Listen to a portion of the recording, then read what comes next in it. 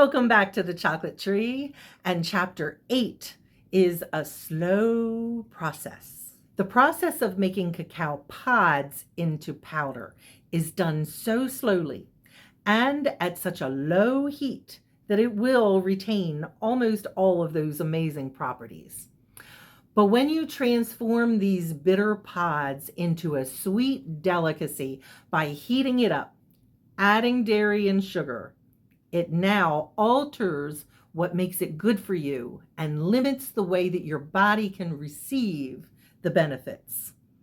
These changes have resulted in chocolate being much less beneficial to your body, giving you a much shorter time of pleasure and satisfaction. The only lengthy result you may have is if and when you notice a few extra pounds.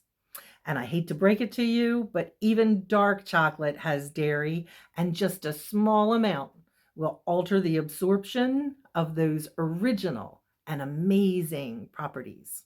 Keep in mind that I am no expert in chocolate, cacao, its benefits, or its nutrition.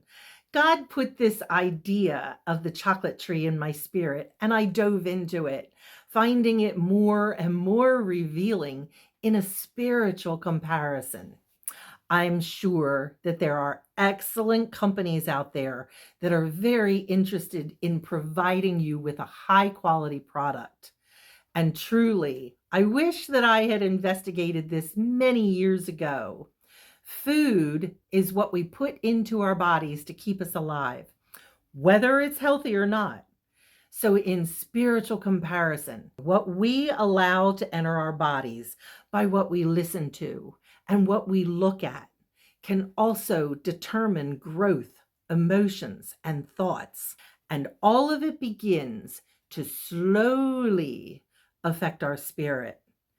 Movies and television dull our minds.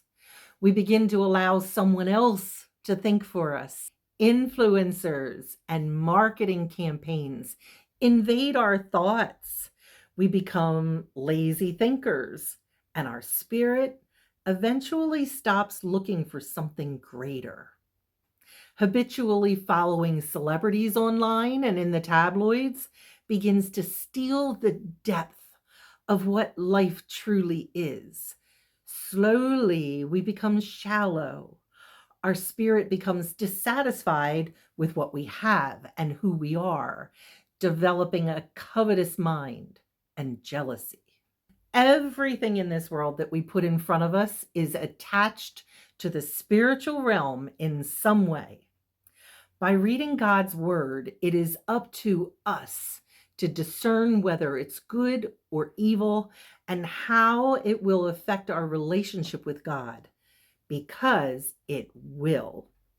2 Corinthians 11:20 says, "You allow these impostors to put you into bondage, take complete advantage of you, and rob you blind.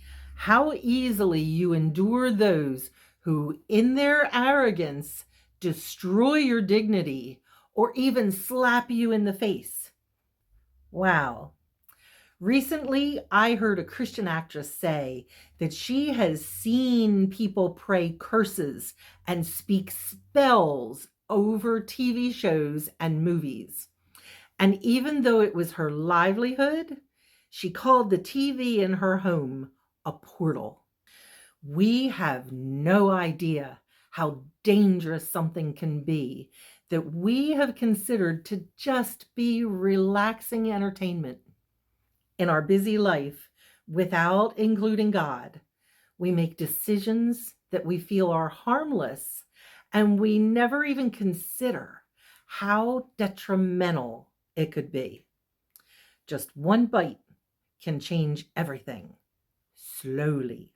If it happens so slowly in these areas, what if we begin to fill our minds with worship, prayer, reading God's word, and watching and listening to good Christian leaders, going to church, and gaining Christian friends that have our spiritual health in mind? It won't change us overnight, but as we feed our mind and spirit, we begin to grow.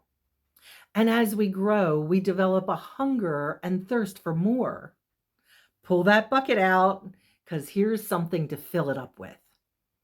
Is there any habit in your life that you never considered could be pouring negativity and evil into your life? Are you protecting and feeding your mind and your spirit as much as you do your body? Do you hunger and thirst for God as much, if not more, than the things of this world? Oh, Christian, Jesus wants to fill your bucket up today and empty out all of those negative things that keep you out of His will for your life. This can be a hard bucket drop. Take some time. Ask Him for His help.